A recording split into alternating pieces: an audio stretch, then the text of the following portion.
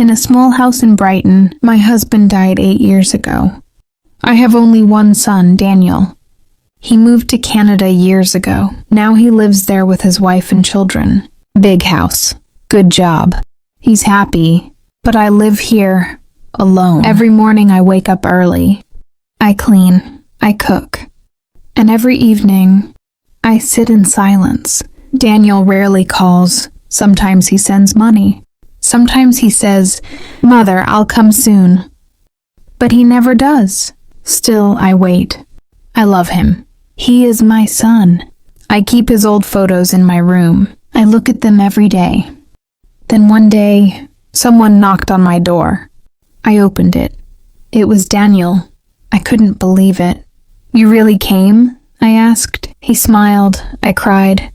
We sat, we talked. He said, "I miss you, Mother. You live alone. I want to take you to Canada." I hesitated. "This is my home," I said. "I was born here. Your father lived here." But Daniel insisted. "You'll be safe there. You'll have your own room. You'll see the children every day." That night I thought deeply. He was my only son. The next morning I agreed. I sold my house. Daniel took the money. We went to the airport. I was sad, but hopeful. I thought, I'll be with my son now. At the airport, he said, "Wait here. I'll bring a wheelchair." I waited. 10 minutes. 30 minutes. An hour. Daniel never came back. A police officer saw me. I told him everything. He checked. Then he returned. His face was serious. "Ma'am," he said softly, "your son boarded the flight. He went alone?" I froze. "No, that's not true," I whispered. "He said he'd take me." The officer nodded. "I saw him. He gave his passport. He entered the plane. Alone." I cried. My heart broke. The officer's eyes filled with tears. "My name is Linda Parker," I said. He replied, "I'm Robert Miller. You remind me of my mother." He offered to take me home. His wife Olivia welcomed me. She cooked for me, spoke to me like a daughter. That night I cried in my room. I missed Daniel. I missed my house. But these strangers gave me love. The next morning Robert got a call. He looked pained, but he smiled and said, "Everything is fine." What I didn't know, Daniel's flight had crashed. No one survived.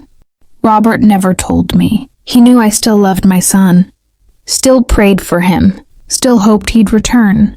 Days passed. Robert and Olivia cared for me. Their home became mine. Their family became my family. One day, Robert asked, "Do you ever think about going back?" I smiled. I lost that house, but I found a new home here. Daniel is gone, but I got the son I truly deserved. Dear listener, Linda stayed at Robert's house. Days turned into weeks, weeks into months. She was no longer just a guest. She became family. Olivia treated her like a mother. Robert cared for her like a son. And slowly, something began to change. Robert's life, once quiet and burdened, began to flourish. His home felt warmer. His heart felt lighter. His career took a turn for the better. Peace entered his house. He once said to Olivia, "Since Linda came into our lives, I feel like blessings follow us." Olivia smiled and replied, "That's the power of serving a mother. Not everyone gets this chance. Only the truly fortunate do." Linda heard them once. She smiled quietly. She knew her presence was no burden. It was a gift.